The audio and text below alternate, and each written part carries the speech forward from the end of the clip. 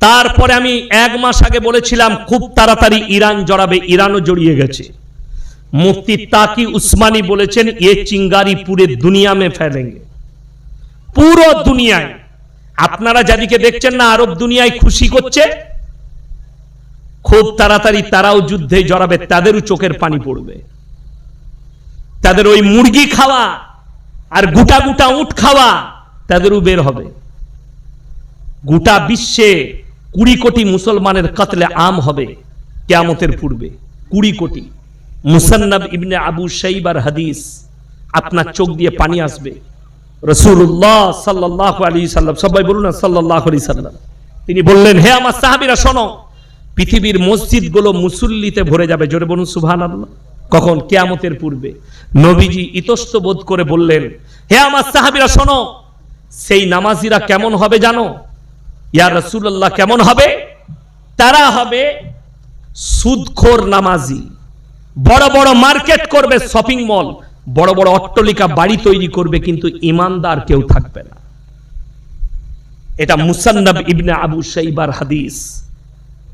আর যুদ্ধ, তৃতীয় বিশ্বযুদ্ধ হবে কিয়ামতের পূর্বে। ওই যুদ্ধটা হবে ফুরাত নদীকে নিয়ে।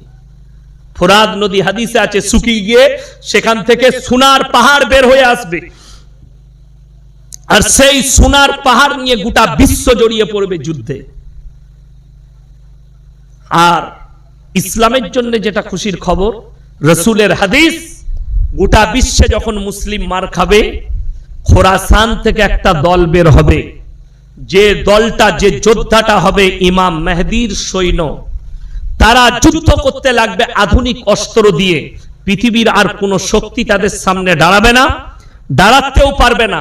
তারা যুদ্ধ করে গিয়ে আল আকসায় ঝান্ডাটা গাড়বে। জোরে বলুন সুবহানাল্লাহ। কিয়ামতের ময়দান হবে ওই আল আকসা চত্বরটা।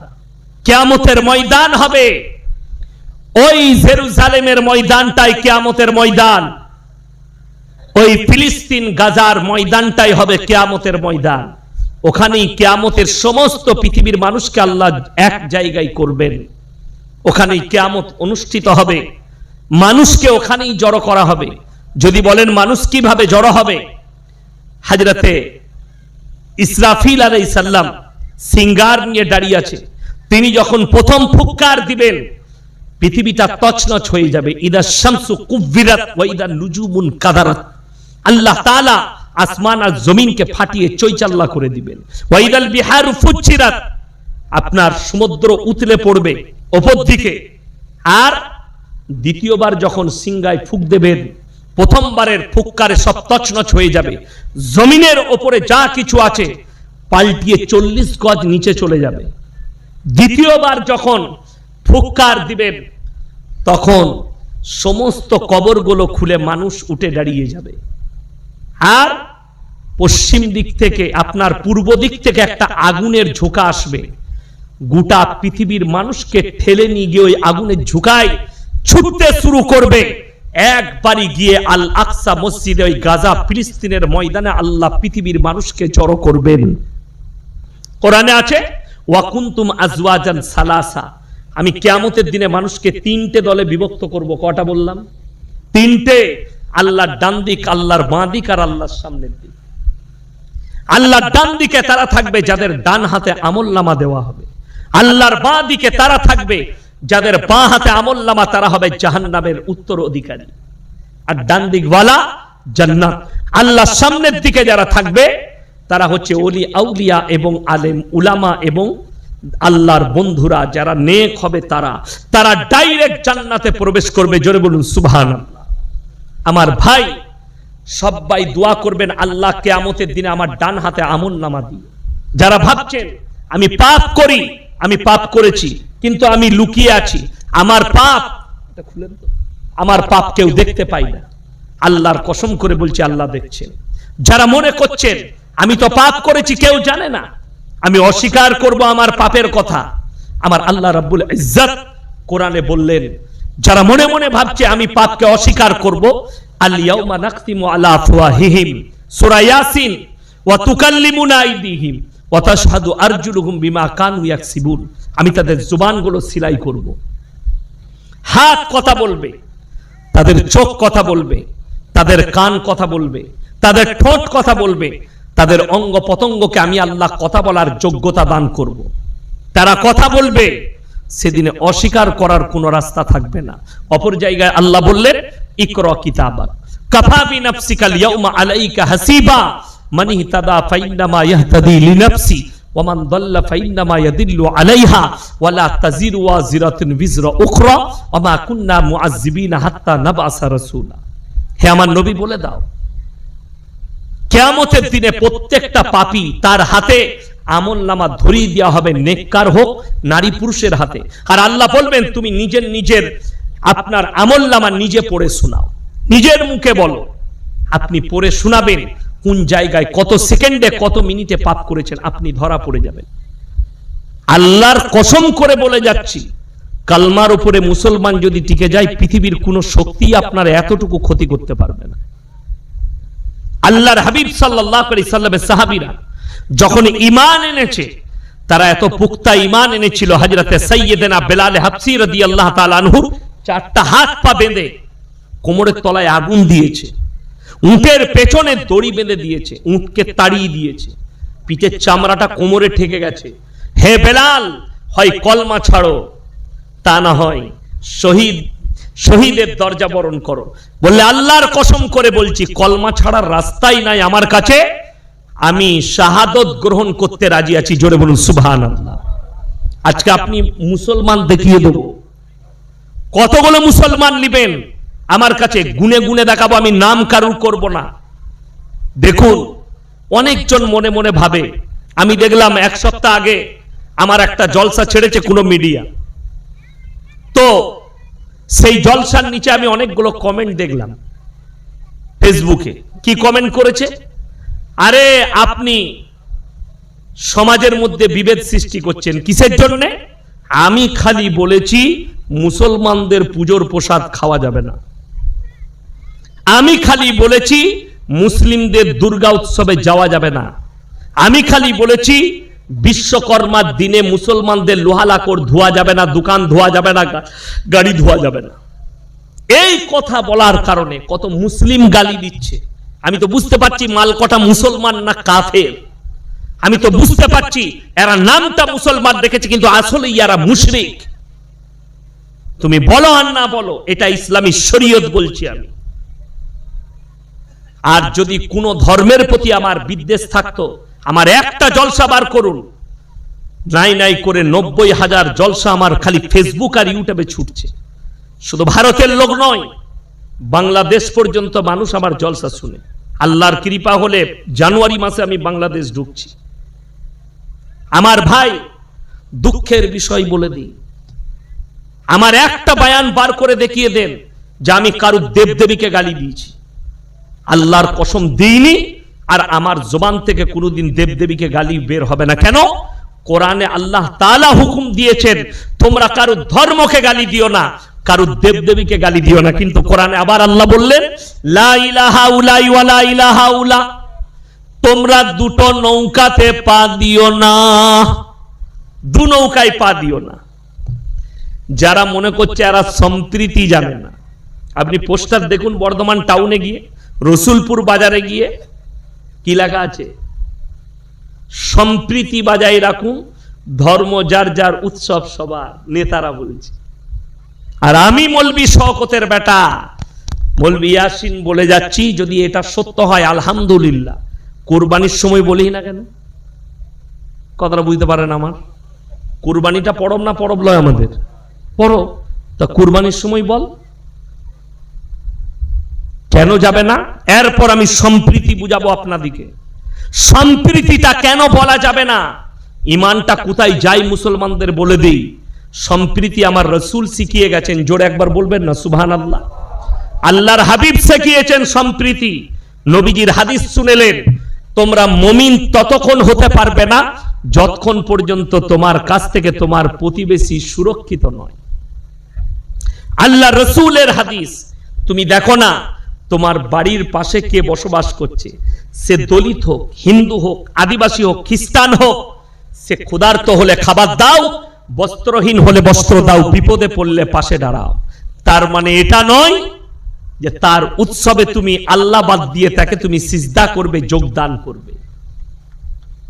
এটার নাম সম্প্রীতি নয়। সম্প্রীতি ধর্ম যার যার, উৎসব সবার, এই ভাষাটা ঠিক নয়। ধর্ম যার যার, উৎসব উতার তার, এটাই হচ্ছে সহি ভাষা। তাতে সে যদি বিপদে পড়ে তার পাশে আপনি দাঁড়ান, আলহামদুলিল্লাহ, তার পাশে দাঁড়িয়ে যান। একজন অ্যাক্সিডেন্ট হয়েছে, তার পাশে দাঁড়ান। আমি নিজে শতাব্দীতে আসছিলাম সুরাট থেকে মুম্বাই, শতাব্দী এক্সপ্রেসে টিকিট। তো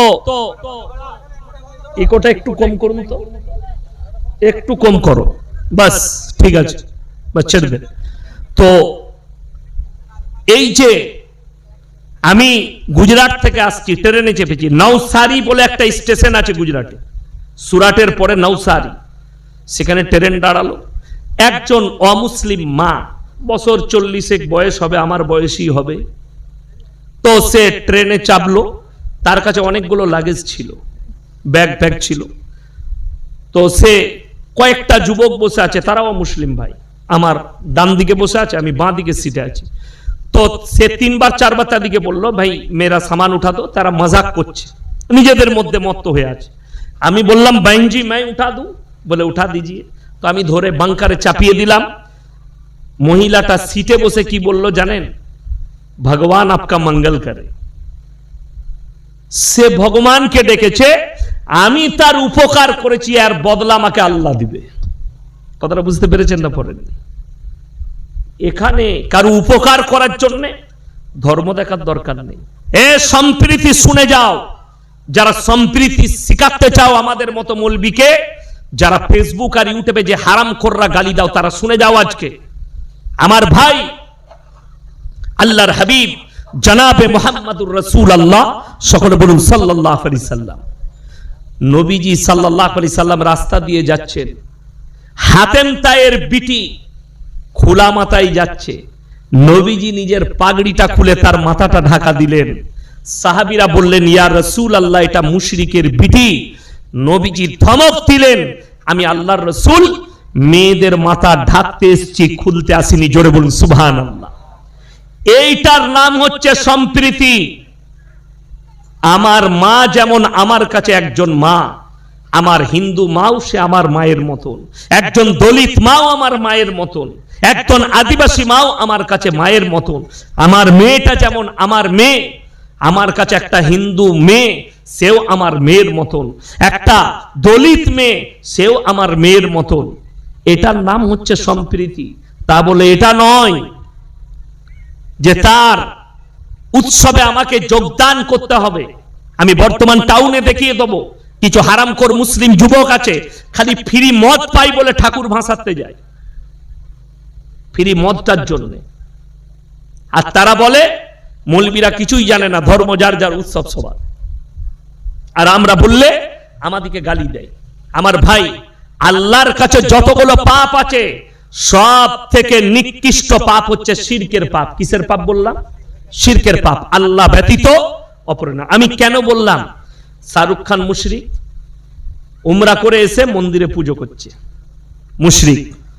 কেন বলেছি একটা জলসায় যে সালমান খানের পরিবার মুশরিক? আল্লাহ ব্যতীত তার বাড়িতে গণেশের উপাসনা হয়, তাই সে মুশরিক। এই কথাটা যদি কোনো মৌলবি পৃথিবীর কেটে দিতে পারে, আমি জীবনে আর বক্তব্য দেব না, সমাজের সামনে মুখ দেখাবো না এই মোবাইলে। কোন মৌলবি বাপের বেটা যদি কেটে দেয় আমার এই কথাটা, যে না এটা করার কারণে তাদেরকে মুশরিক বলা যাবে না, আমি তার আভারী থাকবো। দেখিয়ে দাও, দেখিয়ে দাও। অথচ আল্লাহ বলেছেন, ইন্না শিরকা লাযুলমুন আযীম। আমি আল্লাহ রাব্বুল আলামিন মানুষের সব পাপ ইচ্ছা করলে ক্ষমা করে দেব, তারা ইস্তেগফার চাইলে। কিন্তু কেউ যদি জেনে বুঝে জিদ করে শিরকের পাপ করে, আমি আল্লাহ ক্ষমা করব না। আল্লাহ ব্যতীত অপরের কাছে মাথা ঠেকা। এরপর আমাদের সমাজে শিক্ষিত লোক তো একটু বেশি, যারা চাষিবাসী তারা কিন্তু যাবে না, যাবে না। মা দিকে বেশিরভাগ ভাত দেয় না কারা? কথা বলে না? শিক্ষিতরা। মায়ের পায়ে তেল দেয় কে? যে মাঠে খাটেছে। মাকে লাথি মেরে কে? শিক্ষিত। আপনি চলুন কলকাতায় যদি কোনো বৃদ্ধাশ্রমে যান, যতগুলো দেখি দেবো উকিলের মা, ডাক্তারের মা, ম্যাজিস্ট্রেটের মা, সব মাস্টারের মা, প্রফেসরের মা পাবেন, একটাও চাষিবাসীর মা পাবেন না। ওই জন্যে আপনারা জানেন ইবলিস শিক্ষিত ছিল না অশিক্ষিত ছিল? ইবলিস শিক্ষিত। এমন কোন পৃথিবীর জায়গা নেই এত জ্ঞান আল্লাহ দিল তাকে যে সেই জায়গায় সিজদা করেনি। তবেই তো ফেরেশতার জায়গা, ফেরেশতার মতো যোগ্যতা অর্জন করেছিল সে, আল্লাহকে রাজি করে। খালি একটা হুকুমের কারণে আল্লাহ তাকে জান্নাত থেকে বার করে দিলেন। খালি বললেন আমার আদমকে সিজদা করো, করেনি, অমান্য করার কারণে। শুনে রেখে দেন। আপনি চলুন, এই শিক্ষিত লোকরা বলে মৌলবীরা কিছু জানে না। আমরা তো আর পুজো করতে যাইনি, খালি ঠাকুর দেখতে যাচ্ছি, মেলা দেখতে যাচ্ছি। এক নম্বরই বলে দিই, মেলা ইসলামে হারাম। তাহলে হারাম কাজ করলে সে নেক কাজ করবে? কথা বলে না? মেলা এক নম্বরই হারাম। দ্বিতীয় নম্বর বুঝাচ্ছি, এই কুমরুলে রাতের বেলায় সব মানুষ ঘুমাচ্ছে, একটা বাড়িতে ডাকাতি হচ্ছে, একটা বাড়িতে ডাকাতি চলছে। একজন পেশাব করতে উঠেছে, লুকিয়ে দেখছে আল্লাহ এর ঘরে সব ডাকাতি হচ্ছে, ছিনতাই হচ্ছে। পুরো সিন দেখলো, তারা লুটে পুটে নিয়ে ডাকাতরা পালিয়ে গেল। পুলিশ চলে এলো, গ্রামের মানুষ উঠে গেছে এর বাড়িতে ডাকাতি হয়েছে। পুলিশ এসে বললে তোমাদের মধ্যে কে দেখেছো বলো? সে বললে স্যার আমি প্রথম থেকে শেষ পর্যন্ত দেখেছি। কাকে বেশি মারবে? ওকে মারবে না? মারবে না। এরপর শুনেলেন, কোরআন শোনাবো আপনাদেরকে। আল্লাহ ভালো কাজের আদেশ দিলেন, অসৎ কাজে নিষেধ করলেন। তোমার যদি ক্ষমতা থাকে হাতের দ্বারা আল্লাহ বিরোধী কাজ রুখে দাও, তা না হলে জুবানের দ্বারা, তা না হয় ঘৃণা করে সেই জায়গা থেকে সরে এসো। যেখানে আল্লাহর বিরুদ্ধে শিরক হচ্ছে, আল্লাহ ব্যতীত অপরের কাছে সিজদা হচ্ছে, সেইখানে তুমি যোগদান করার কারণে কিয়ামতের দিনে কবরে পাকড়াও হবে, আর কিয়ামতের দিনে তুমি সেইখানে দাঁড়িয়ে যাবে। এটা মাথায় রাখবেন। এই খ্রিস্টানদের কটা আল্লাহ? কথা বলে না? তিনটে। কটা? তিনটে। ওরা আল্লাহকে আল্লাহ বলে মানে, ঈসা মাসীহকে আল্লাহর বেটা বলে, আর মরিয়মকে তার স্ত্রী বলে। জোরে বলুন নাউজুবিল্লাহ। সূরা কাহাফে ওই জন্য আছে, হে আমার নবী, তারা বলে আল্লাহ সন্তান গ্রহণ করেছে। জোরে বলুন নাউজুবিল্লাহ। এটা তাদের আকীদা। আর এই আকীদা আসার কারণেই তারা আহলে কিতাব থেকে বেরিয়ে গেছে, ইসলাম থেকে খারিজ হয়ে গেছে। এটার কারণে তারা পদভ্রষ্ট, এই আকীদার কারণে।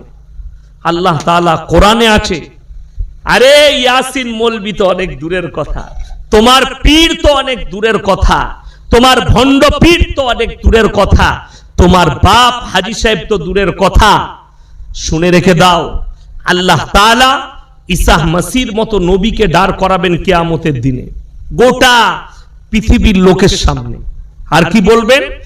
ইজ ক্বালাল্লাহু ইয়া ঈসা ইবনে মারইয়াম আ আনতা কুলতা লিন-নাস ইত্তাখিদুনি ওয়া উম্মিয়া ইলাহাইনি মিন দুনিল্লাহ। তুমি কি বলেছিলে? কাকে? তোমার কওমকে, আল্লাহ ছাড়া আমি আর আমার মা আরো দুটো আল্লাহ। ঈসা নবী চোখের পানি ফেলিয়ে বলবেন, ক্বালা সুবহানাক মা ইয়াকুনু লি আন আকুলা মা লাইসা লি বিহাক ইন কুনতু কুলতুহু ফাকাদ আলিমতা তা'লামু মা ফি নাফসি ওয়া লা আ'লামু মা ফি নাফসিক ইন্নাকা আনতা আল্লামুল গুয়ুব। ওগো আল্লাহ, যে কথা বলার আমার হক নেই, অধিকার নেই, সে কথা আমি কেমন করে বলতে পারি?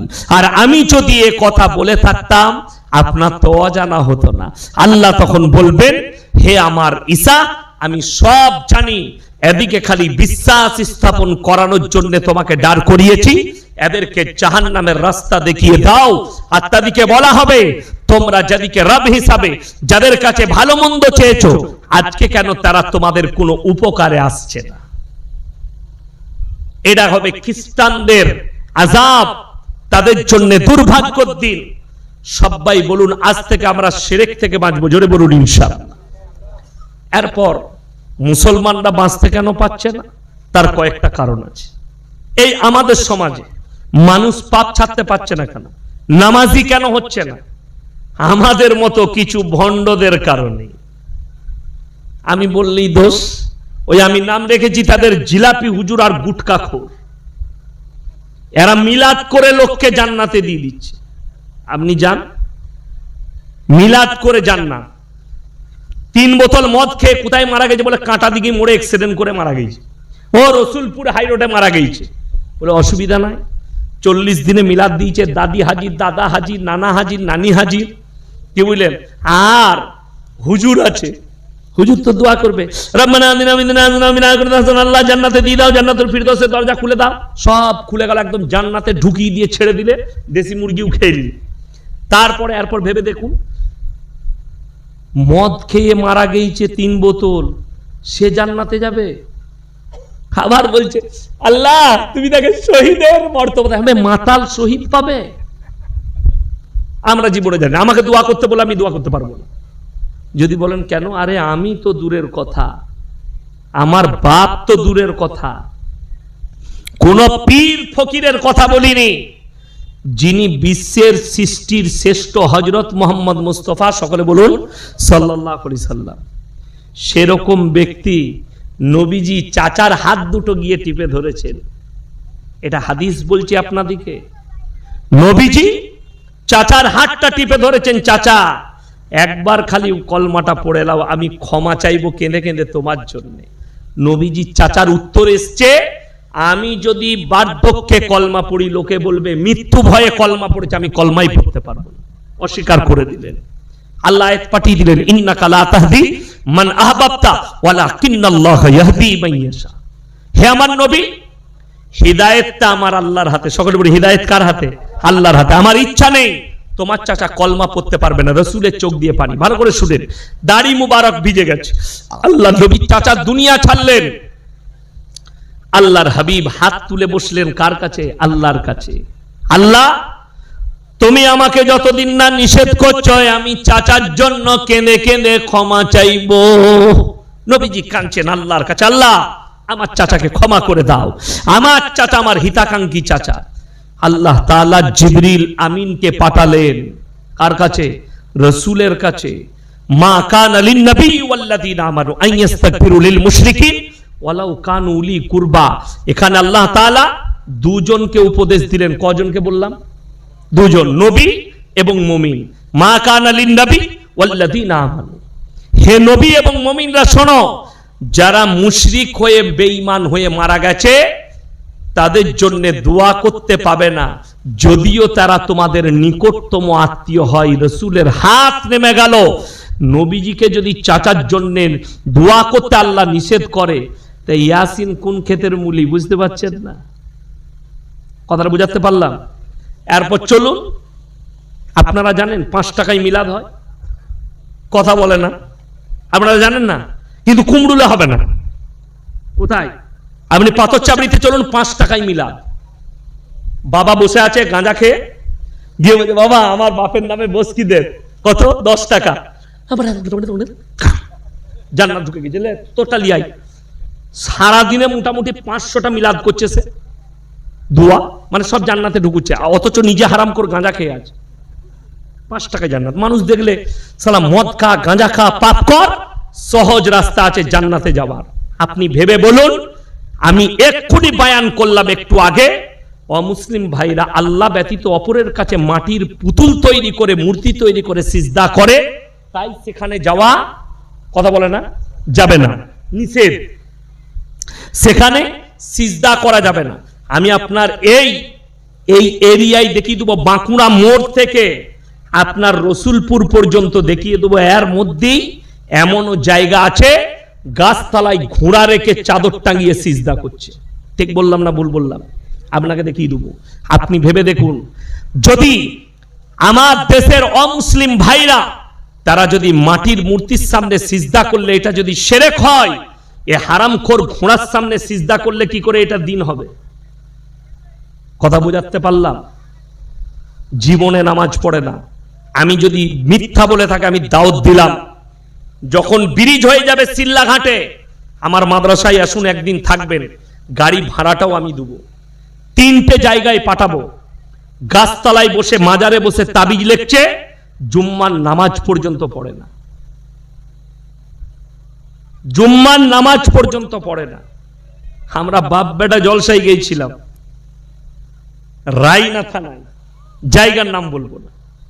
মাগরিবের নামাজ পড়লাম সেই মসজিদে, মসজিদের পাশে শেওড়া গাছ, ওই গাছ তলায় এক হারামখোর তাবিজ লিখছে বসে বসে। জামাত হয়ে গেল। আমি তাদের ইমামকে জিজ্ঞেস করলাম, হ্যাঁ হুজুর নামাজ পড়বে না? বললে না, হুজুরের নামাজ মুখস্থ। মুখস্থ কি বে? বলছে সে অন্তরে নামাজ পড়ে। আমরা আজ বুঝতে পারবি জলসাই কি বুঝলেন। আমি তো ওইখান থেকেই শুরু করেছি। কমিটির একটা ছেলে কাগজ লিখে দিলে, হুজুর হ্যাঁ এসব সম্পর্কে বায়ান করবেন। আমি বললাম তাহলে আমি নেমে যাচ্ছি, আমি এইগুলোই বলবো, শোনার হয়তো শোন, নাইলে পয়সা ফেকো তামাশা দেখো। যত টাকা রেট হয়েছে টাকা দাও, আমি ঘর পালিয়ে যাচ্ছি। কিন্তু আমি বলবো ওইটাই, কেন নামাজ পড়বেন? আজকে সমাজ কতটা ধোকার মধ্যে পড়ে আছে জান, বিশেষ করে আমার মায়েরা এই ধোকায় পড়ে আছে। তাবিজ পানি পড়া, তেল পড়া, সমাজ শেষ। আমল নাই, নামাজ নাই, রোজা নাই। হ্যাঁ পানি পড়া, আপনার শরীর খারাপ, আপনি আমাকে এসে বললেন হুজুর আমার মায়ের খুব শরীর খারাপ, 11 বার সূরা ফাতিহা পড়ে পানিতে দম করে দিলাম, আল্লাহ চাইলে শিফা পাবেন। আপনি যদি ইমানদার ব্যক্তি হন, নামাজি হন, আপনি নিজে ফুঁক দিয়ে খান, আল্লাহ চাইলে, হাদিসে আছে, সমস্ত রোগের শিফা আল্লাহ সূরা ফাতিহার মধ্যে রেখেছেন। জোরে বলুন সুবহানাল্লাহ। অথচ আপনার কাছে আমল নাই। আপনি এমন একটা লোকের কাছে পানি পড়া নিচ্ছেন যে জীবনে হারামখোর নামাজ পড়ে না, গাঁজার টান মেরে পড়ে থাকে, তার কাছে মেয়েরা গিয়ে গড়াগড়ি দিচ্ছে, বলছে এ তাবিজ দিলে ভালো হবে। অবাক হবে। জুম্মার দিনে আমি এক জায়গায় বাঁশ কিনতে গেছি, বাঁশ বুদবুদে, বুদবুদ নাম শুনেছেন তো, আমাদের বুদবুদ বাজারে। তো একজনের সঙ্গে দাম দর করছি, বাঁশগুলো বিক্রি হয়ে গেলে আজকে আমি পাথর চাবড়ি যাবো। এখন সারা পাথর চাবড়িতে কি আছে? তারপরে দেখলাম এলাকা থেকে লরি বাসে করে যাচ্ছে। বলে কি ব্যাপার? বলে হুজুরের জন্মদিন। আমি তোর হুজুরের বীজ মারি। আমি ছেলের জন্মদিন পালন করা হারাম, আর ভণ্ড পীরের জন্মদিন পালন করা যায়, যাদিকে কে বুঝাবে? নবীজির জন্মদিন পালন হচ্ছে পশ্চিম বাংলায় অনেক জায়গায়, ঠিক কিনা? জুলুস বার হচ্ছে, অবাক হয়ে যাবে। একটা দলিল যদি কেউ হাদিস কুরআন থেকে দিতে পারে যে অমুক সাহাবী অমুক দিনে জুলুস বার করেছিল, তা আমি সেই দিন থেকে জুলুস বার করব। জুলুস শুনবে? বর্ধমান টাউনে ডিজে বাজিয়ে জুলুস হচ্ছে নবীর মহব্বতে। এখন তো আপনি জানেন আমাদের এলাকায় একটা গ্রামে বলছে, জানো আগুনের ওপরে মুসল্লা বিছিয়ে নামাজ পড়ছে। কবে? বলে মুহররমের দিনে। আমি অত ওলি আমরা হয় নাই। আচ্ছা কাঁটা দিঘির হযরতজি ছিলেন না? ছিলেন না? আমার বাবাজিরা চিনেন, আমি দেখি নাই কিন্তু আমার মনে পড়ে না। কি বললেন? আব্বাজির মুখ থেকে অনেক তারিফ